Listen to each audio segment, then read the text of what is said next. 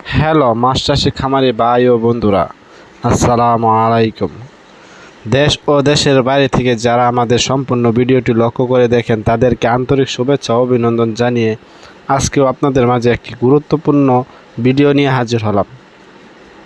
তা বিয়াস, এই original hybrid মাগুর মাছের পোনাটি কীভাবে পুকুরে চাষ করবেন, এটি আপনার কতদিনে বাজারজাত করতে পারবেন, আর এটা কতদিনে 1 কেজি ওজন করতে পারবেন তা কিছু গুরুত্বপূর্ণ আলোচনা করব। তা বিয়াসে হাইব্রিড মাগুর মাছটির সাইজ হয়েছে পুরো 3 ইঞ্চি সাইজের হাইব্রিড মাগুর মাছের পোনা। এই হাইব্রিড মাগুর মাছটি পুকুরে চাষ করতে হলে 1 কেজি আর চুন ব্যবহার করবেন, 1 কেজি টিএসপি সার, 1 কেজি ইউরিয়া সার ব্যবহার করবেন।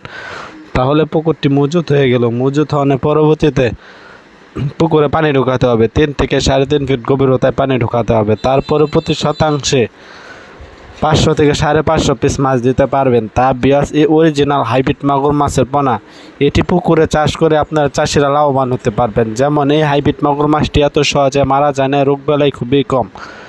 বিয়াস, এই হাইব্রিড মাগুর মাছ চাষ করে চাষিরা এটা রিস্ক মুক্ত। এই হাইব্রিড মাগুর মাছ চাষ করলে এই মাছটি হবে পুকুরে। তা বিয়াস, যাদের ময়লা আবর্জনা পুকুর আছে তারা এই মাছটি অল্প খরচে চাষ করতে পারবেন। যেমন এই হাইব্রিড মাগুর মাছটি মুরগির লিটার, মরা মুরগি ইত্যাদি পান্তাবাদ যত পচা ধরনের খাবার আছে হাইব্রিড মাগুর মাছটি খেয়ে থাকে। এটিকে যত পচা ধরনের খাবার খাওয়াবেন তত দ্রুত বৃদ্ধি পাবেন।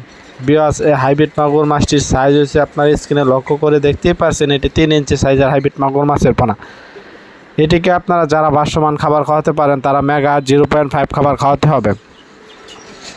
তা বিয়াস, এটি 3 মাস চাষ করলে এক একটার ওজন আসে 1.5 থেকে 2 কেজি। বিয়াস, এই হাইব্রিড মাগুর মাছটি অল্প দিনে বাজারজাত করা যায়। এই মাছটি আপনারা চাষ করলে 3 মাসে বাজারজাত করতে পারবেন। যেমন এই হাইব্রিড মাগুর মাছটিকে যদি ময়লা আবর্জনা পুকুরে পান্টনে জমে থাকা এই হাইব্রিড মাগুর মাছটি খেয়ে বড় হয়।